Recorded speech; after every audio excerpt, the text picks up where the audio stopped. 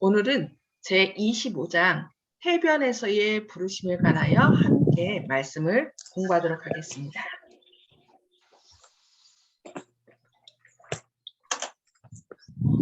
갈릴리 바다에 날이 새고 있었다.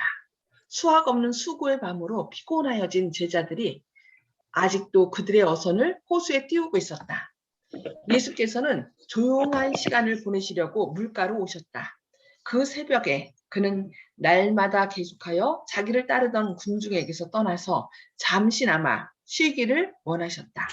그러나 곧 사람들이 그의 주위에 모여들기 시작하였다. 군중이 밀려오는 것을 피하기 위하여 예수께서는 베드로의 배에 오르시고 그에게 해변에서 좀 밀어서 띄워놓도록 분부하셨다. 거기에서 예수는 모든 사람에게 더 잘 보이고 들릴 수 있었다. 그는 배 위에서 물가에 있는 군중들을 가르치셨다. 천사들이 바라볼 때에 이 장면은 얼마나 아름다웠는가. 그들의 영광스러운 대장께서 어부의 배에 앉으셔서 쉴 줄 모르는 파도에 좌우로 흔들리면서 물가로 밀려와서 귀를 기울이는 군중에게 구원의 좋은 소식을 선포하시고 계신 것이다. 하늘에서 존귀함을 받던 그분이 노천에서 평민들에게 당신의 나라의 위대한 사물들을 말씀하시고 계신 것이다. 예수께서는 당신의 활동을 위하여 이보다 더 합당한 장소를 가져본 적이 없으셨다. 호수, 산악, 펼쳐진 들판, 땅을 두루 비치는 햇볕, 이 모든 것은 그의 교훈을 예증하여 그들의 마음에 감명을 남겨줄 실물들을 제공하였다. 그러므로 그리스도의 어느 교훈이라도 열매 없이 떨어지지 않았다. 그의 입술에서 나오는 모든 기별은 어떤 영혼에게는 영생의 말씀과 같이 이르렀다. 해변에 모인 군중의 수는 시시각각으로 늘어갔다. 지팡이에 의지한 노인들, 언덕에서 내려온 건장한 농부들, 바다에서 그들의 수고를 그치고 온 어부들, 상인과 랍비, 부자와 학자, 그리고 노인과 젊은이를 막론하고 그들은 앓는 자와 고통당하는 자들을 데리고 와서 하늘 교사의 말씀을 들으려고 모여들었다. 예수께서는 바닷가에서 설교를 하시는 중에 게네사렛의 해변에 모인 군중 이외에도 다른 청중들을 염두에 두고 계셨다. 각 시대를 내다보시는 중에 그는 감옥과 재판소와 시험, 고독, 그리고 고난 가운데서 자기에게 충성을 다하는 자들을 보셨다. 기쁨과 투쟁과 곤고의 갖가지 장면들이 예수 앞에 펼쳐져 있었다. 주위에 모여선 자들에게 말씀하시는 중에 그는 또한 그 말씀이 시련 중에서는 소망과 슬픔 중에서는 안위와 흑암 중에서는 하늘의 빛이 되는 기별로서 임하게 될 다른 영혼들에게도 말씀하시고 계셨다. 성령을 통하여 갈릴리 바다의 그 어부에 대해서 말씀하셨던 그 음성은 종말까지 인간의 마음에 화평을 말하여주는 음성으로 들릴 것이다. 설교를 마치신 후에 예수께서는 베드로를 돌아보시면서 배를 바다 쪽으로 띄워서 그물을 던져보라고 분부하셨다. 그러나 베드로는 낙심해 있었다. 그는 밤새도록 한 마리도 잡지 못하였었다. 그는 긴 그물을 주목하여 볼 때에 장내는 낙심으로 암담해 보였다. 그는 선생이여 우리들이 밤이 새도록 수고를 하였으되 얻은 것이 없지만은 말씀에 의지하여 내가 그물을 내리리이다 라고 말했다. 여기 밤새도록 수고를 했지만은 얻은 것이 없지만은 절망 가운데 처했던 거죠. 그러나 뭐라고 했어요? 말씀에 의지하여 내가 그물을 내리리이다. 선생님께서 말씀하시니까 내가 말씀에 의지하여 이렇게 던져보겠다라고 얘기하는 것입니다. 맑은 호수에서 그물로 고기를 잡기에는 밤이 다시 없이 좋은 시간이었다. 밤새도록 헛수고를 하고 난 후 그물을 환한 대낮에 던진다는 것은 가망이 없는 것으로 보였다.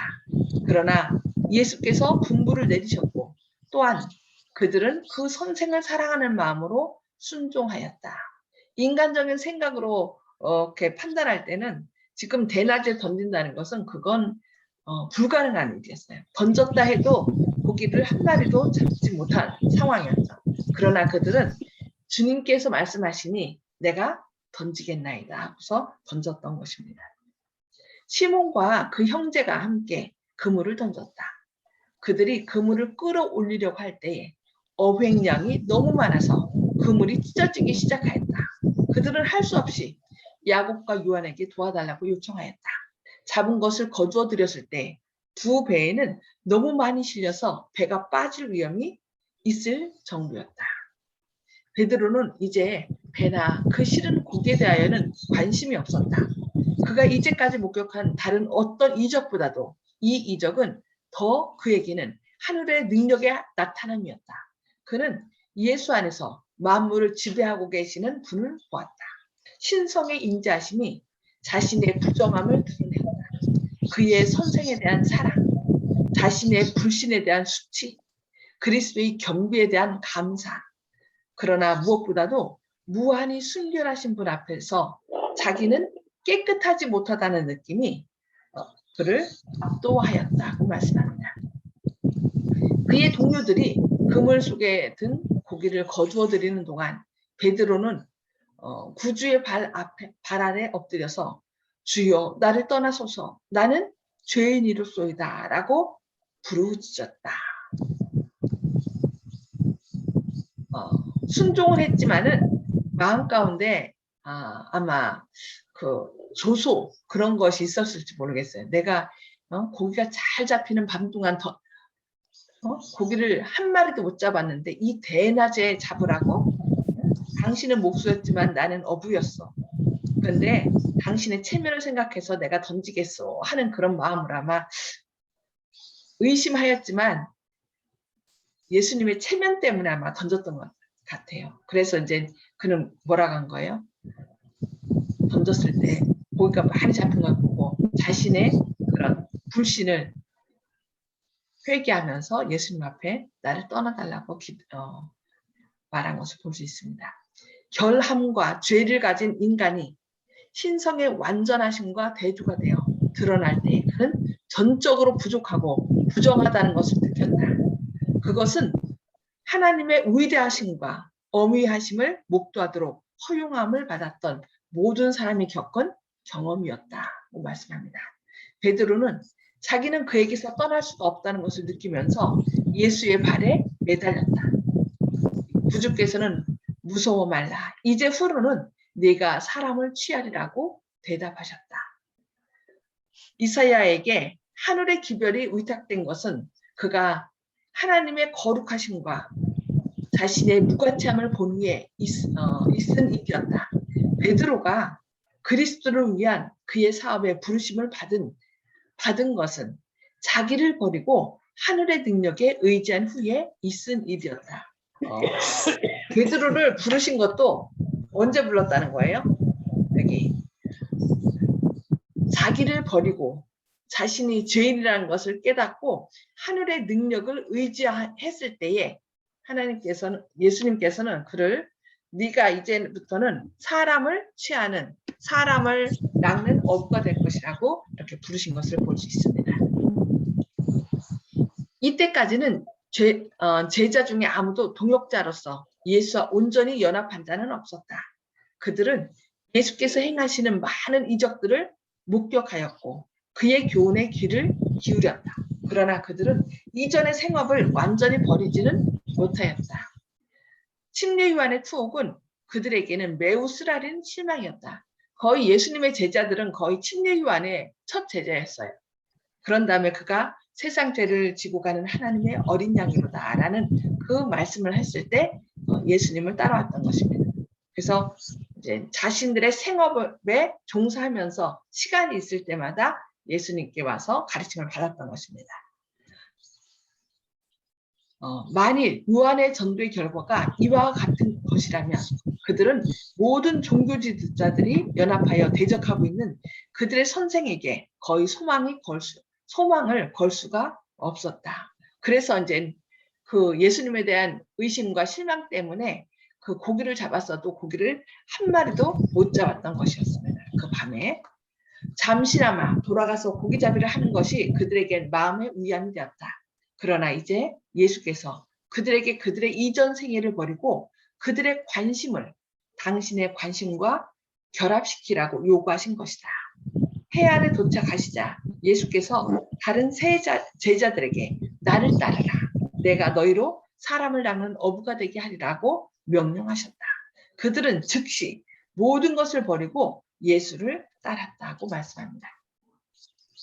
예수께서는 그들에게 그들의 그물과 고깃배들을 버리라고 요구하시기 전에 하나님께서 그들의 필요한 것을 공급해 주시리라는 보증을 그들에게 주셨다. 이 고기를 통하여 내가 다 너희의 필요를 채워주겠다라는 확증을 보이신 것입니다. 복음 사업을 위하여 베드로의 배를 사용한 대가는 풍성하게 갚음을 받았다. 저를 부르는 모든 사람에게 부요하신 분은 풍성하게 갚음을 받았다.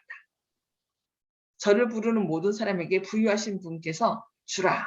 그리하면 너희에게 줄 것이니 곧 후이되어 누르고 흔들어 넘치도록 하시겠다고 말씀하셨다고 말합니다. 제자들이 그리스도에게서 떠났던 호수에서의 그 슬픈 밤에 그들은 불신에 억눌려 있었고 결과 없는 수고로 피곤하여 있었다. 그러나 예수의 임재하심이 그들의 신앙의 불을 지펴주었고 기쁨과 성공을 그들에게 가져다 주었다. 그것은 그들에게 우리에게 있어서도 마찬가지다. 우리도 예수님을 온전히 따를 때에 우리의 필요는 하나님께서 공급하신다는 것입니다. 그리스도를 떠나서는 우리의 사업은 열매를 거두지 못하고 불신하며 불평하기가 쉽다.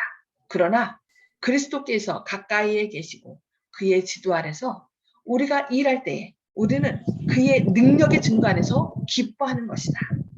영혼을 낙담하게 하는 것은 사단의 일이요. 신앙과 소망으로 고무시키는 것은 그리스도의 일이다. 여기 뭐라겠어요? 우리가 때로는 낙담할 때가 있어요. 그리고 다른 사람을 낙담케 할 때가 있는데 이렇게 영혼을 낙담케 하는 것은 사단의 일이라고 얘기를 합니다. 그리고 신앙과 소망으로 고무시키는 것은 우리도 예수님을 바라보고 일어나고 또 다른 사람도 일어날 수 있도록 신앙과 소망으로 격려하는 것은 그들을 고무시키는 것은 바로 그것이 그리스도의 일이라고 말씀하고 있습니다. 그 이적이 제자들에게 전해준 그 의미심장한 교훈은 우리를 위한 교훈이기도 하다. 즉 말씀으로 바다에서 고기를 모을 수 있었던 분은 또한 인간의 마음에 감명을 주고 그의 사랑의 끈으로 그 마음들을 이끌어서 그의 종들이 사람을 낚는 어부가 되도록 할 수 있으셨다고 말씀합니다. 그들은 미천하고 배우지 못한 갈릴리의 어부들이었지만 세상의 빛 대신 그리스도께서는 그들을 택하여 앉히시려고 부르신 그 지위에 합당하게 하실 수 있으셨다. 구주께서는 교육을 멸시하시지 않으셨는데 이것은 하나님의 사랑의 지배를 받아 그 사업에 헌신할 때에 지적 교양은 축복이 되기 때문이었다라고 말씀합니다. 그러나 그리스도께서 그 당시에 지혜 있는 사람들을 지나쳐 버리신 것은 그들이 너무 자신만만해서 신음하는 인류들을 동정할 수가 없고 따라서 나사렛 사람과 함께 일하는 동역자가 될 수 없었기 때문입니다. 그들은 완고하게도 그리스도의 가르침 받는 것을 비웃었다. 주 예수께서는 당신의 은혜를 전달하는데 막힘이 없는 통로가 될 자들의 협력을 구하신다. 여기 보니까 지혜 있는 사람들을 지나쳐 버리신 것은 그들이 너무 자신만만해서 신음하는 일들을 동정할 수가 없고 그래서 이렇게 나사렛 사람과 예수님과 함께 일하는 자가 동역자가 될 수 없다라고 얘기합니다. 그래서 때로 우리에게 고통을 당하게 하고 슬픔을 당하게 한 것은 어떻게 하는 거예요? 우리도 똑같은 사람들을 동정하고 격려할 수 있도록 하기 위해서 하나님께서 우리가 그런 어려움을 겪게 하고 또 이렇게 자신만만한 사람보다는 마음이 겸손한 사람들을 하나님께서 택하셨다라고 이렇게 말씀하고 있습니다. 하나님의 동역자가 되고자 하는 모든 사람들이 첫째로 배워야 할 것은 뭐예요? 자아를 불신하는 교훈이다. 여기 하나님의 동역자가 되고자 하는 모든 사람들이 첫째로 배워야 할 일은 자아를 불신하는 교훈이다. 그리하면 그들이 그리스도의 품성을 나눠받을 준비가 갖추어진다. 나는 부족하다는 것을 깨닫고 하나님 전 부족합니다. 저의 부족함을 채워주십시오 하고서 주님께 매달리는 사람을 동역자로 택하신다라고 말씀합니다. 이것은 가장 훌륭한 과학적인 학교의 교육을 통하여 얻어지는 것이 아니다. 자아를 불신하면 그들이 그리스도의 품성을 나누어 받을 준비가 갖춰진다. 그것은 하늘의 교사에게서만 얻어지는 지혜의 열매일 것이다 라고 말씀하고 있습니다. 예수께서 배움이 없는 어부들을 선정하신 것은 그들이 그 당시의 유전과 그릇된 관습들로 훈련을 받은 사람들이 아니었기 때문이었다. 그들은 선천적인 재능을 가진 사람들이었으며 겸손하고 온순한 그리스도께서 그들의 사업을 위하여 교육할 수 있는 사람들이었다고 말씀합니다. 평범한 지위에 있는 사람들 중에 만일 부름을 받아 활동한다면 그들을 세상의 가장 존귀한 사람들과 동일한 수준까지 끌어올려 줄 수 있는 능력을 가지고 있음을 의식하지 못한 채 반복되는 일과를 꾸준히 수행하는 사람들이 많다. 이런 잠재 능력들을 일깨워주는 데는 솜씨 있는 접촉이 요구된다라고 말씀합니다. 예수께서 당신의 동역자가 되도록 부르신 사람들은 이와 같은 사람들이었다. 그리하여 예수께서는 그들을 자기와 친히 사귈 유리한 지위에 두셨다. 제자들이 구주께서 주시는 훈련을 받고 나올 때에는 그들은 더 이상 무식하지도 교양이 없지도 않았다. 그들의 마음과 품성은 그리스도를 닮게 되었으므로 사람들은 제자들이 예수와 함께 있었다는 사실을 알았다고 말씀합니다. 교육의 최고의 사업은 단순히 지식을 전달하는 데 있지 않고 마음과 마음, 영혼과 영혼의 접촉을 통하여 얻어지는 그 생기 있는 정력을 나눠주는 데 있다. 최고의 사업, 교육의 최고의 사업은 뭐라고 말하고 있죠? 단순히 지식 전달하는 데 있는 것이 아니라 마음과 마음, 영혼과 영혼이 서로 접촉하는데 접촉을 통하여 얻어지는 거다. 그래서 이런 접촉을 통하여 하늘의 생명력을 나눠주는데 교육의 목적이 있다고 말씀하고 있습니다. 생명을 낳을 수 있는 것은 오직 생명뿐이다. 그렇다면 세상을 축복하셨던 모든 생명을 주는 충동을 흘러낸 그 하늘의 생명과 3년간을 날마다 접촉하였던 그들은 얼마나 큰 특권을 가졌던가라고 말씀하고 있습니다. 모든 동료 중에서 특히 사랑하신 제자 요한은 그 놀라운 생명의 능력에 자신을 굴복시킨 사람이었다. 그는 이렇게 말한다. 이 생명이 나타내신 바 된지라. 이 영혼의 생명을 우리가 보았고 증거하여 너희에게 전하노니 이는 아버지와 함께 계시다가 우리에게 나타내신 바 된지니라. 우리가 다 그의 충만한 데서 받으니 은혜 위에 은혜러라 라고 말씀합니다. 우리 주의 사도들 중에서 그들 자신에게 영광을 가져오게 할 만한 것은 아무것도 없었다. 자신에게는 없다는 거죠. 그들의 노력의 성공은 오로지 하나님 때문임이 명백했다. 이런 사람들의 생애, 그들의 개발시킨 품성, 그리고 하나님께서 그들을 통하여 일하신 위대한 사업 등은 하나님에게서 가르침을 잘 받고 순종하는 모든 사람을 위하여 그분께서 어떤 일을 행하여 주시는지에 대한 증인이었다. 증언이다라고 말씀하고 있습니다. 그리스도를 가장 사랑하는 자는 가장 많은 선행을 행할 것이다. 자아를 물리치고 자기의 마음에 성령께서 역사하실 여지를 만들고 하나님을 위하여 전적으로 헌신한 생애를 사는 자의 유용성에는 제한이 없다. 만일 사람들이 불평이나 도중에서 쓰러짐이 없이 필요한 훈련을 견딘다면 하나님께서는 시간마다 날마다 그들을 가르치실 것이다 라고 말씀합니다. 하나님께서는 당신의 은혜를 인간이라는 통로를 통하여 구원의 물을 풍성한 뇌물처럼 부어주실 것이다. 겸손한 생애를 사는 사람들이 만일 그들이 할 수 있는 모든 일을 모든 선을 행하도록 권장을 받고 그들의 열성을 억누르는 제지의 손이 그들에게 놓여지지 않는다면 그들은 지금은 한 명이 있는 곳에 100명의 그리스도의 교역자들이 있게 될 것이다. 여기 뭐라 했어요?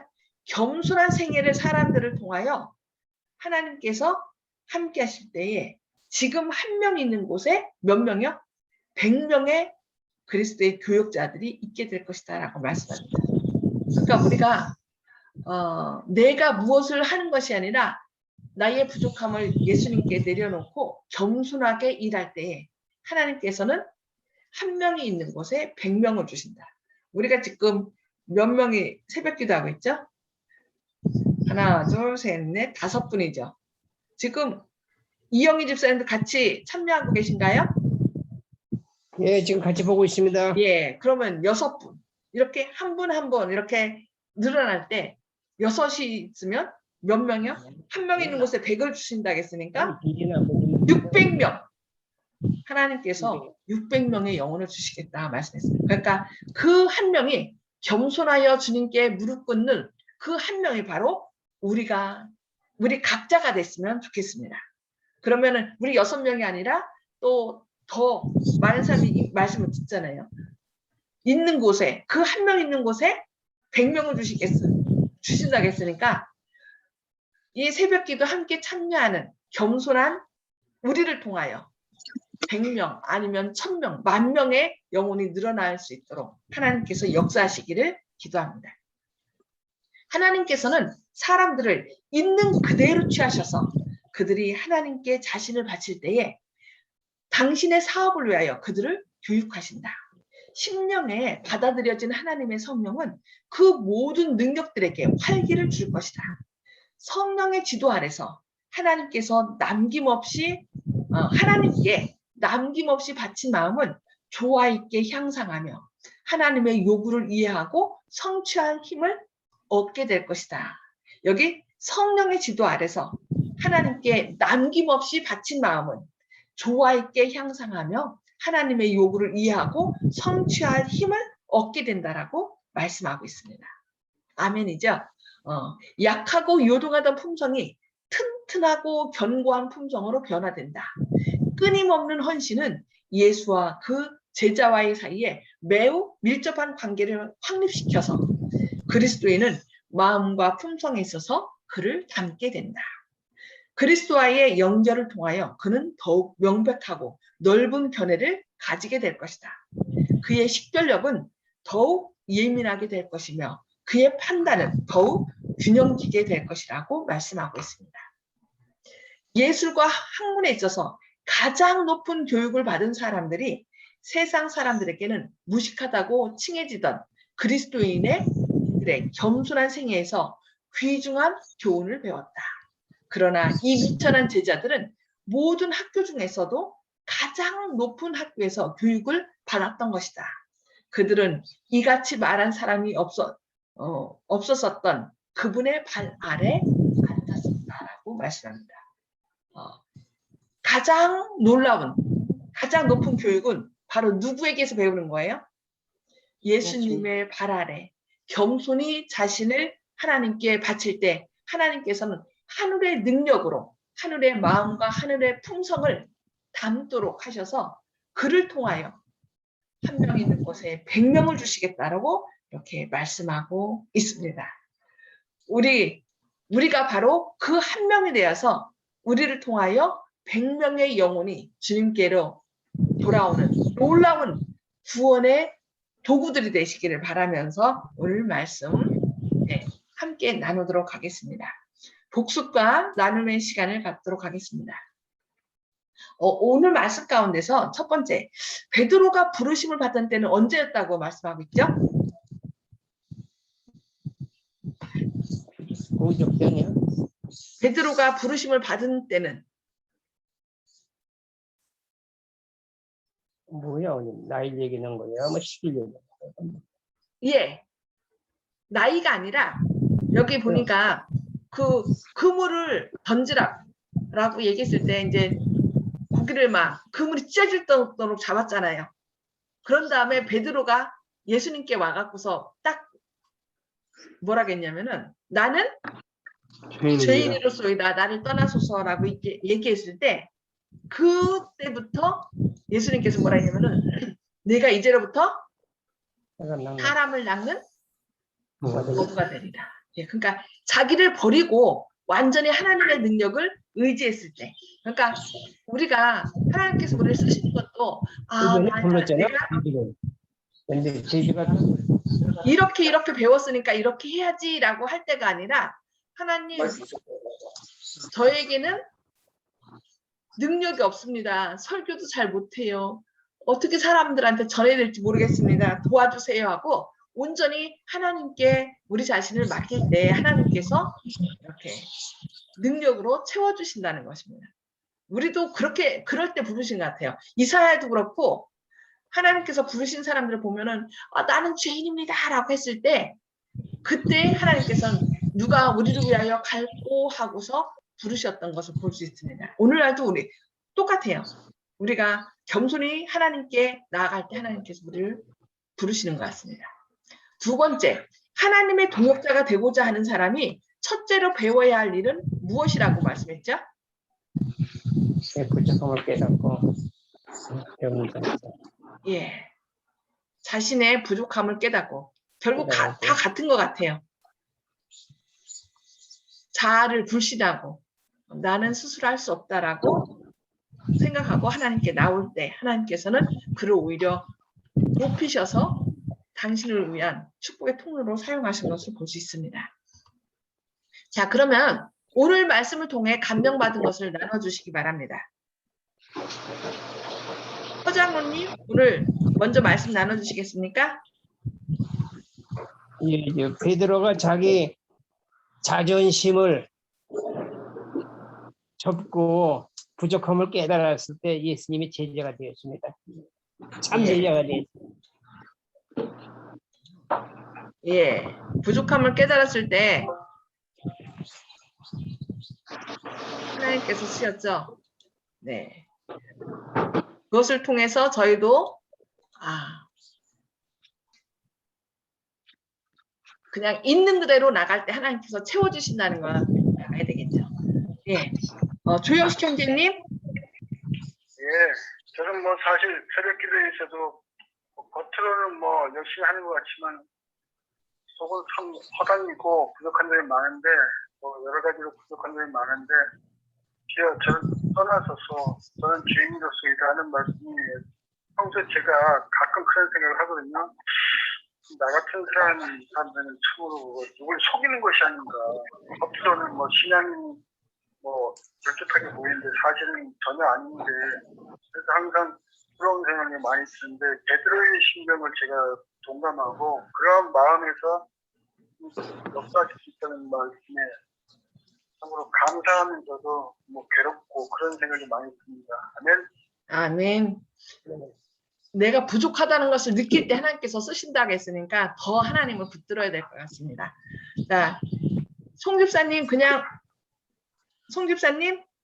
네, 저는요, 예, 베드로가 같이 처음에 그물을 던지라고 할 때, 예, 자기는 밤에 고기 많이 잡힐 때 던졌을 때도 못 잡았는데, 잡히지 않을 때 던지라고 하니까, 예. 반신반의하면서 이제, 믿음을 순종한 거 아니에요? 근데 우리, 예. 그러한 신앙생활을 하고 있지 않나 하는 반성하고 있습니다. 아멘. 아니요. 네. 반신반의할지라도 말씀에 순종하여, 말씀에 의지하여 그것이 바로 믿음의 생활인 것 같습니다.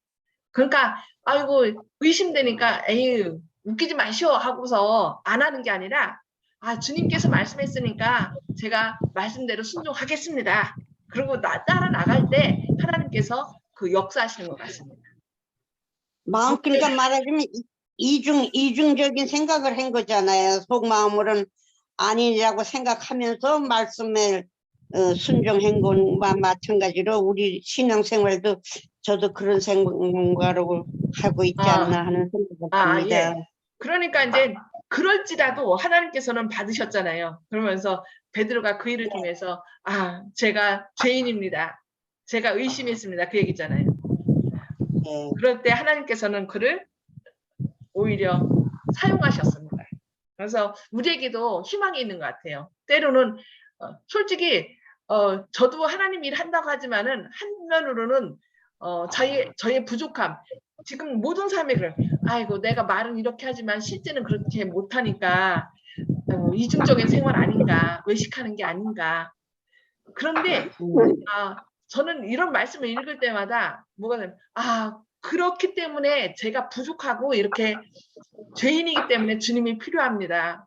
주님 저를 용서하시고 저를 사용해 주십시오 하고서 이렇게 나가게 되는 것 같아요. 제가요 그런 면이 없다면은 예수님 안 붙들어요. 왜냐면 내가 혼자 잘할 수 있거든요. 그래서 예수님이 이 어부들을 택하셨다고 오늘 말씀했잖아요. 그러니까 다른 사람들은 너무나 잘난 사람들이라 예수님께서 역사하실 여지가 없거든요.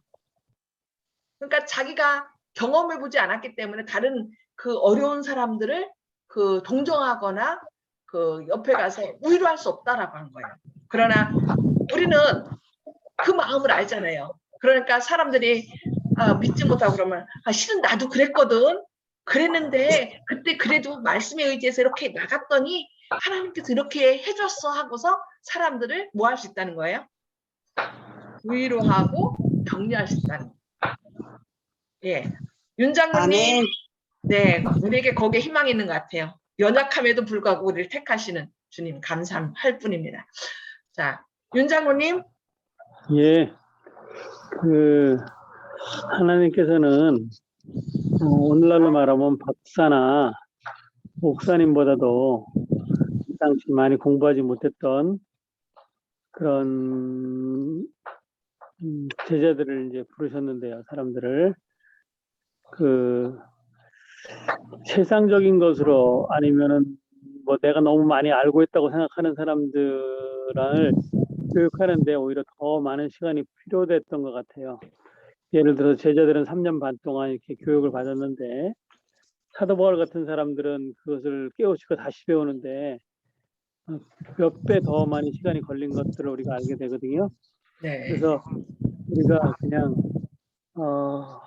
우리가 가지고 있는 것들, 우리가 배운 것들 어떻게 버리고 하늘의 것으로 다시 채워 넣을 수 있는지 좀 고민해보는 시간을 가졌으면 좋겠습니다.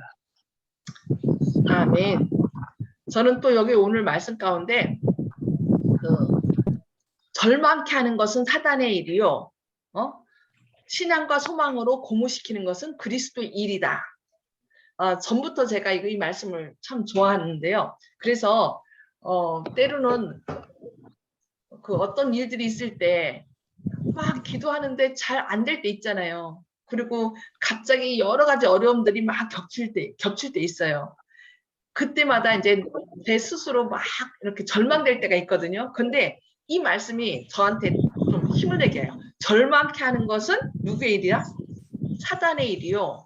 신앙과 소망으로 고무시키는 것은 그리스도의 일이다. 그래서 하나님, 내가 하나님 사람인데 하나님 백성인데 절망하면 안 되죠. 그리고 내가 또 다른 사람한테 이렇게 정죄하는 말을 하거나 막 부정적인 말을 하면 그 사람으로 하여금 절망케 하는 거잖아요. 그러면은 그건 사단의 일이라는 거 생각해서 신앙과 소망으로 할 수 있어요. 우리가 가장 연약한 가운데 함께 하시는 분이 하나님이니까 힘내세요. 내가 교회도 못 가고 뭣도 못하고 아니에요. 하나님은 그렇게 우리가 연약하기 때문에 누가 필요한 거예요?